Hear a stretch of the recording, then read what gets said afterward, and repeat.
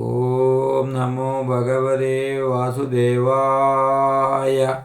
നാരായണീയം ദശകം 3 ശ്ലോകം 7. ക്ലേശങ്ങളെല്ലാം അകറ്റി കർമ്മേന്ദ്രിയങ്ങൾക്കും ജ്ഞാനേന്ദ്രിയങ്ങൾക്കും ഭഗവാനെ ഭജിക്കുന്നതിൽ താല്പര്യമുണ്ടാക്കിത്തരണേ എന്ന് മേപ്പത്തൂർ പ്രാർത്ഥിക്കുകയാണ്. വിദൂയ ക്ലേശാൻ മേ കുരുചരണയുഗ്മം ധൃതരസം ഭവക്ഷേത്രപ്രാപ്തൗ കരമപി ച തേ പൂജനവിധൗ ഭവന്മൂർത്യാലോകേ നയനമത തേ പാദതുളസി പരിഘ്രാണേ ഘ്രാണം ശ്രവണമപി തേ ചാരുചരിതേ.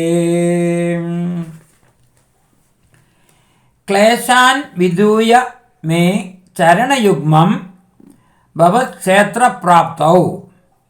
രോഗങ്ങൾ മാറ്റി എൻ്റെ 2 കാലിനും നിന്തിരുവടിയുടെ ക്ഷേത്രത്തിലെത്താനും കരം തേ പൂജനവിധൗ അഭിചനയനം ഭവൻ മൂർത്തിയാലോകേ.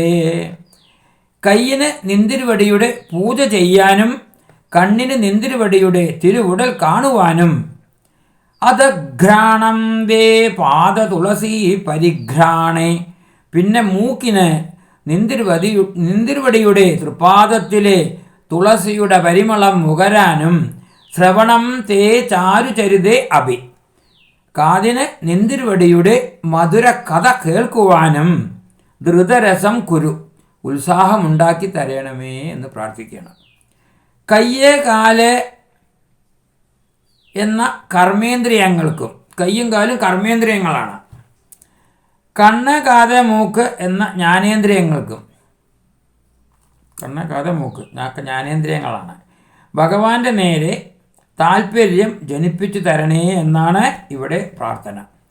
വാക്ക് എന്ന കർമ്മേന്ദ്രിയത്തിന് ഭഗവത് ഗുണകഥാകഥനത്തിൽ താല്പര്യമുണ്ടാകണേ എന്ന പ്രാർത്ഥനയും അർത്ഥസിദ്ധമാണ്. കഥയന്തോ ഗുണകഥ എന്ന് 1-ാം ശ്ലോകത്തിൽ പറയുന്നുണ്ട്, 3-ാം ദശകത്തിൽ. കഥയന്തോ ഗുണകഥ എന്ന് ആദ്യമേ ഭക്തലക്ഷണമായി പറഞ്ഞിട്ടുണ്ടല്ലോ. ഒരു ഭക്തൻ്റെ ലക്ഷണം എന്ന് പറഞ്ഞാൽ കഥയന്തോ ഗുണകഥ അതെന്താ പറയുന്നുണ്ട്? 5 കാര്യങ്ങൾ: ശ്രവണം, കീർത്തനം, പാദസേവനം, അർച്ചനം, വന്ദനം എന്നിങ്ങനെ 5 വിധം ഭക്തിയുടെ പ്രാർത്ഥന ഇതിലുള്ളതായി കരുതണം. ഓം നമോ ഭഗവതേ വാസുദേവായ. ഓം ലോകാഃ സമസ്താഃ സുഖിനോ ഭവന്തു.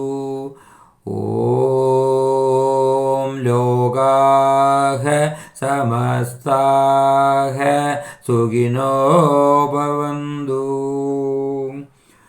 ഓം ലോകാഃ സമസ്താഃ സുഖിനോ ഭവന്തു.